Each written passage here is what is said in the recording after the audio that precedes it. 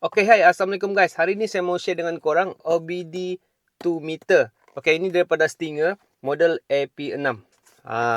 Dia sebenarnya ada dua model, tapi sekarang saya cuba review model OBD gauge yang ni guys, daripada Stinger. Okay, kereta apa yang sesuai menggunakan OBD 2 meter ni? Sebenarnya semua kereta yang mempunyai fuel injection, terutama enjin kereta yang baru-baru sekarang kan, memang kebanyakan boleh support menggunakan OBD 2 meter. Dengan syarat korang mesti ada OBD 2 port. OBD port. Macam mana rupa OBD port? Saya akan tunjuk dengan korang macam mana rupa soket OBD tu guys. Okay, so sekarang saya berada di Toyota Veloz. Tidak kisah Veloz ke atau apa-apa Pro 2, Azia, Alza, Beza, Myvi, okay? Semua sama. Dia ada OBD port tu guys. Kebiasaannya OBD port tu guys, dia akan berada di bawah tempat driver. Okay, kamu boleh nampak kah? Ada satu port warna putih ni. Ini ialah OBD port, OBD socket. Di sinilah tempat kita letak scanner.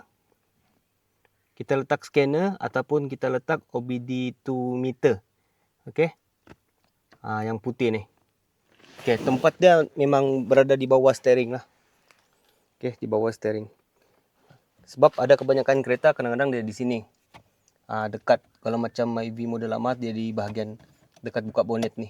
Okey, macam ni lah. Okey, ni yang soket OBD yang saya cakap tu guys. Ni soket OBD daripada meter. Yang ni kita akan connect ke sini. Okay, wire dia memang panjang. Ni dah meter OBD guys. Yang ni tinggal plug and play. Sebab tu dia cakap soket ni plug and play sahaja. Okey. Okey, port dia macam ni. Okey. Dia hidup. Tapi enjin sekarang belum hidup guys. Jadi sekarang kita hidupkan enjin dulu. Sebab enjin kena hidup ataupun kena ignition on, baru dia boleh detect lah dalam ni. Okey, ni select OBD.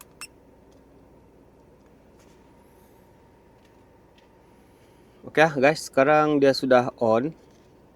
Okey, kalau tengok data di sini, boleh nampak data dia di bawah ni ada voltage. Voltage bateri 13.8. Okey, yang sini RPM. Saya try tekan RPM. Nampak. Tengah ni dia punya speedometer. Kalau jalan baru dia ada keluar lah. Kemudian display dia ni kita boleh tukar juga. Okey. Boleh tukar. Tekan saja yang button atas ni. Tekan button atas dia akan tukar lah. So korang boleh tengok paparan mana yang korang rasa cantik, pakai itu lah. Okey, bermacam-macam ni guys. Okey, macam ni guys. Okey, yang tengah ni dia punya temperature. Di sebelah kiri dia ni CVT. CVT temperature. Memang banyaklah display. Kalau saya suka yang warna kuning tu guys. Sekejap. Dia simple lah. Yang ni. Dia simple je. Tengok lampu tepi ni pun boleh tukar. Biru. Merah. Okey, kalau korang berminat dengan meter kesihatan OBD ni, korang boleh tengok produk link yang saya share di bawah.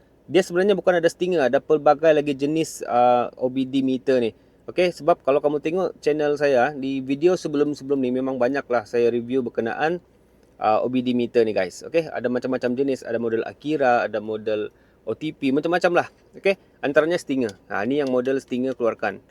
Okey, kalau mau tahu kereta kamu support atau tidak, cuba kamu komen di bawah. Kamu guna kereta apa?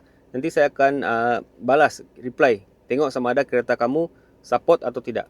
Tapi kebanyakan model Pro 2, Proton memang dia support ni guys. Okey, itu sahaja perkongsian saya guys berkenaan OBD 2 meter. Apa-apa soalan, kamu boleh drop komen di bawah. Dan jangan lupa subscribe, like video ini dan share dengan kawan-kawan. Okey? Assalamualaikum.